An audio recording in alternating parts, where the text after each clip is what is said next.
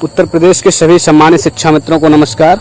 मैं सत्यम दुबे श्री राजू दास महाराज शिक्षा मित्र उत्थान मंच की तरफ से आज दिनांक 14 अक्टूबर 2021 को आप सभी के समक्ष यह महत्वपूर्ण ऑडियो प्रेषित कर रहा हूं। साथियों, सर्वप्रथम मैं सबसे पहले यही कहना चाहता हूं कि आदरणीय महाराज जी ने महायज्ञ की जो तारीख बढ़ाई है, उसको लेकर जो तमाम ग्रुपों में तमाम लोगों के द्वारा जिस तरह का अफवाह, जिस तरह का प्रोपोगंडा बनाया जा रहा है, उससे आप लोग बिल्कुल भ्रमित ना हो।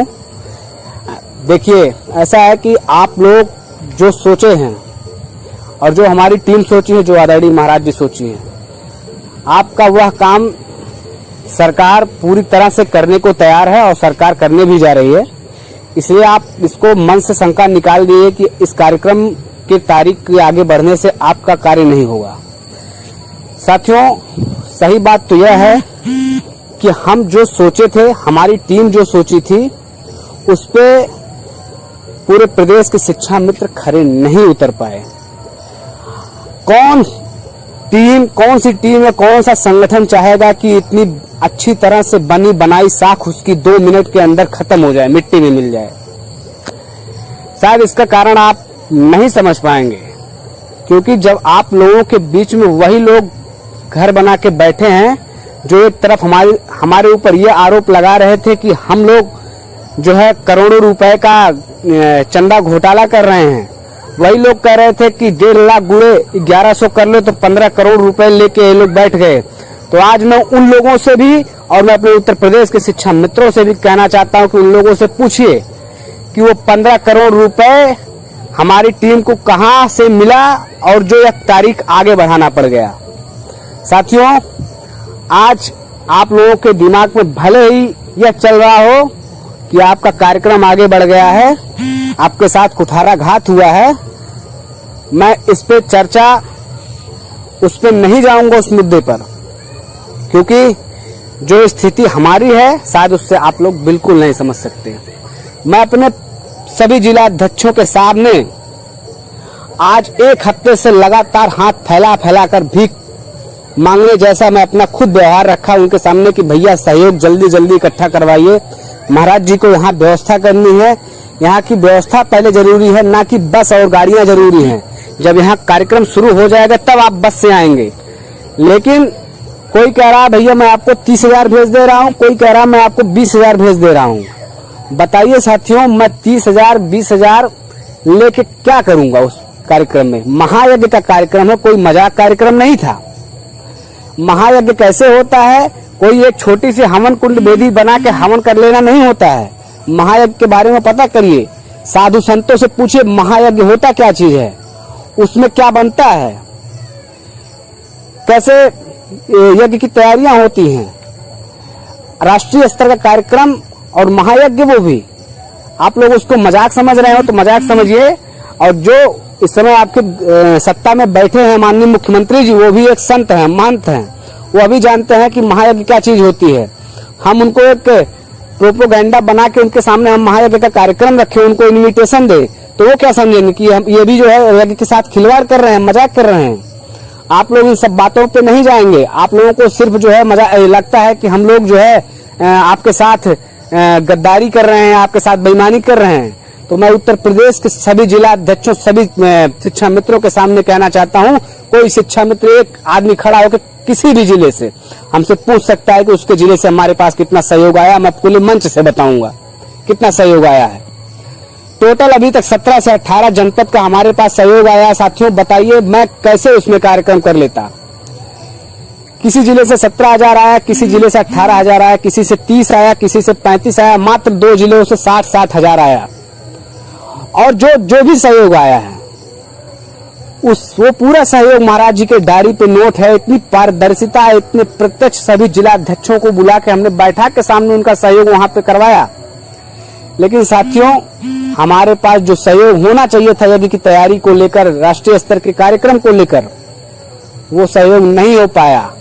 और कार्यक्रम का हंसी का हसारत नहीं कराना था, इसलिए महाराज जी ने तारीख बढ़ाई है, ना कि आपके यज्ञ को टाला है। अभी समय है, अगर आप लोग नहीं संभल गए जिस तरह से अफवाह विवाद आपके बीच में डाला जा रहा, राजनीति की जा रही है, अगर आपको वही अच्छा लगता है तो आप लोग उसको करिए, कोई दिक्कत नहीं है। सत्यम दुबे और रविंदर सिंह आपसे 1 रुपए कहीं लिए नहीं है और ना ही कोई ऐसा योजना था कि आपके पैसे से हम लोग अपना घर भरे। हमारे पास जो है आज भी आप आके चेक कर सकते हैं। जो लोग कह रहे हैं कि सत्यम दुबे या रविंदर सिंह, हमने कमेंट पढ़े हैं कि हमारे ऊपर आरोप लगा रहे हैं कि हमने इतने इतने पैसे ले लिए हैं, तो मैं पूरे प्रदेश के शिक्षा मित्रों के सामने कहना चाहता हूं, अगर आप मेरे ऊपर 1% यह आरोप सिद्ध कर दें, चैलेंज के साथ मैं कह रहा हूं कि अगर मैं किसी से 1 रुपए का कोई सहायता, कोई मदद लिया हूं, तो मैं पूरे प्रदेश के शिक्षा मित्रों की तरफ से जितना FIR आप करना चाहते हैं उतना FIR, जितने मुकदमे, जितने केस आप लगाना चाहते हैं हमारे ऊपर लगा दीजिए। लेकिन मैं ये भी एक बात कह रहा हूं कि अगर आप झूठ साबित हुए तो हमारे भी तरफ से जो कार्रवाई होगी उसको आपको झेलना पड़ेगा। मैं बहुत कुछ सोच समझ के नहीं बोलता था, क्योंकि मैं चाहता था कि उत्तर प्रदेश के लिए, अपने शिक्षा मित्रों के लिए कोई मैं रास्ता अच्छा बनाऊं। और रास्ता जब अच्छा बनाया गया तो किस तरह से टांग खींची गई आपकी, हमारे जिला अध्यक्षों की, कि हम लोग किसी तरह से इस कार्यक्रम में विफल हो जाए और अंततः इन लोगों ने शिक्षा मित्रों को गुमराह करके, शिक्षा मित्रों को सहयोग न करने के लिए प्रेरित करके आज वही कार्य कराया जिस बात का हमें डर था। हम महाराज जी से क्या प्रार्थना नहीं किए कि महाराज जी, शिक्षा मित्रों की स्थिति बहुत दयनीय है, इस तरह से शिक्षा मित्रों का टांग खींचा जा रहा है।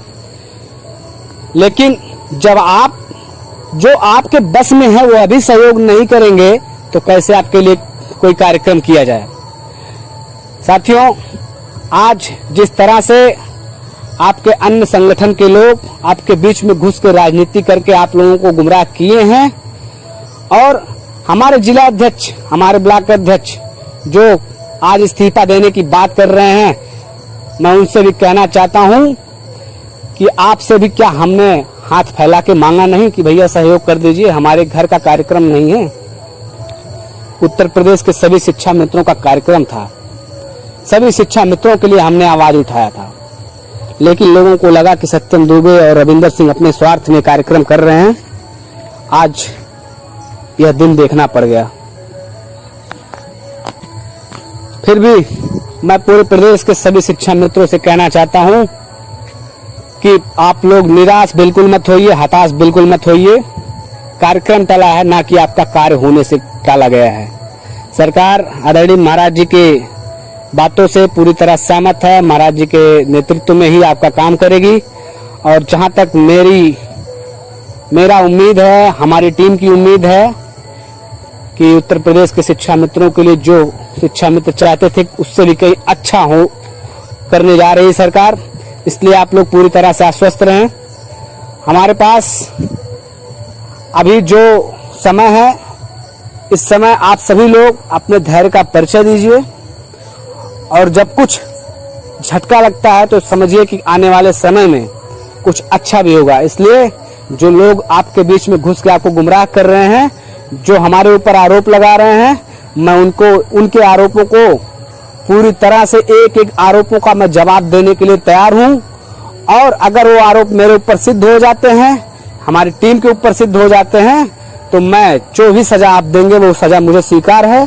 लेकिन मैं एक बात पूरे प्रदेश के शिक्षा मित्रों से कहना चाहता हूं कि जिस तरह से ईमानदारी के साथ, निस्वार्थ भावना के साथ हमने अपना समय आपके लिए दिया है, हमने अपना समय आपके लिए लगाया है, और बिना किसी 1 रुपए का सहयोग का मैं खुले मंच से कह सकता हूं कि आज 1.5 साल से जहां भी आना जाना होता था, हम अपने घर का पैसा लगा के आते जाते हैं। आज भी मैं 1 रुपया किसी से लिया नहीं हूं। आज सब बड़े बड़े नेता बने, कोई दिक्कत नहीं है। हम अपने ईमानदारी पे अडिग हैं और अडिग रहेंगे, और मुझे पूरा विश्वास है कि आदरणीय महाराज जी के ही नेतृत्व में उत्तर प्रदेश के शिक्षा मित्रों का कल्याण होगा। इस बात से मैं बिल्कुल पीछे हटने वाला नहीं हूं, और जिसको मेरे ऊपर जो आरोप लगाना हो लगाए।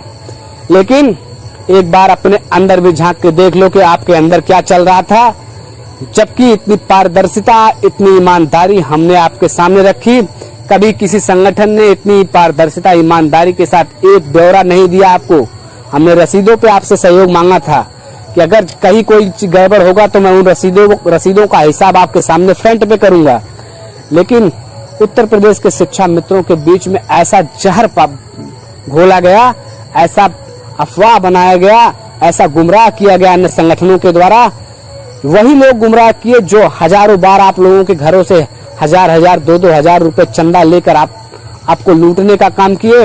वही लोग आपके बीच में नेतागिरी कर रही हैं, जो आपको याची के नाम पे 2-2 हजार रुपए लूट कर सुप्रीम कोर्ट में वकील को सेट करके 1,000 रुपए खुद रखती, 1,000 रुपए वकील को देती, जिसका खुलासा हमने किया था। आज वो लोग आपके बीच में ईमानदार बनके नेतागिरी कर रहे हैं। हम लोग चोर बेईमान बन गए हैं तो अच्छी बात है साथियों, लेकिन मैं समझ सकता हूं आपकी क्या पीड़ा है, आपकी क्या मजबूरी है। आप हमारी भी पीड़ा मजबूरी को समझिए कि हमारे ऊपर क्या बीत रहा है कि हमने तो अच्छा सोच के इस कार्यक्रम को रखवाया था महाराज जी से कि उत्तर प्रदेश के शिक्षा मित्र इकट्ठा होंगे एक अच्छे कार्य के माध्यम से, सरकार आके जल्दी से जल्दी कार्य करेगी। लेकिन उत्तर प्रदेश के शिक्षा मित्रों को इस तरह से भ्रमित किया गया आपके अन्य लोगों के द्वारा। शायद आप अच्छी तरह समझते हो, भले आप अपने मुंह से ना बोले, आज हमें आपके लिए दोषी बने हैं, कोई दिक्कत नहीं है।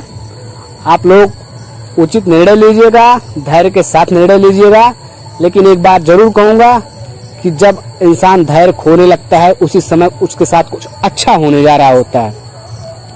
आप लोग धैर्य का परिचय दीजिए, आपके लिए महाराज जी की कृपा से बहुत अच्छा होने जा रहा है सरकार की तरफ से।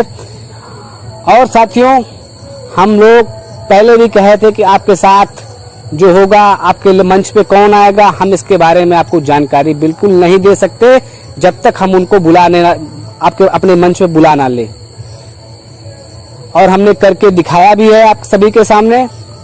अब क्या है, मजबूरी हमारी ऐसी है, हमारी नाव तो ऐसे मझधार में अटकी है कि ना हम इधर का हो रहे हैं ना हम उधर का हो रहे हैं। हमने कार्यक्रम रखवाया, हमने उम्मीद किया था कि उत्तर प्रदेश के शिक्षा मित्र हमारे जिला अध्यक्षों का, ब्लॉक अध्यक्षों का सहयोग करेंगे।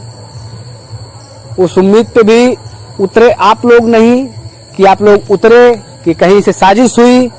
हम उससे बिल्कुल अनभिज्ञ है। हमारे पास जो सहयोग पहुंचा है मैं उसका पूरा डाटा आपके सामने रखा हूं। अगर आपकी जरूरत पड़ेगी मैं एक एक जिले का हिसाब भी आपके सामने रखने का काम करूंगा।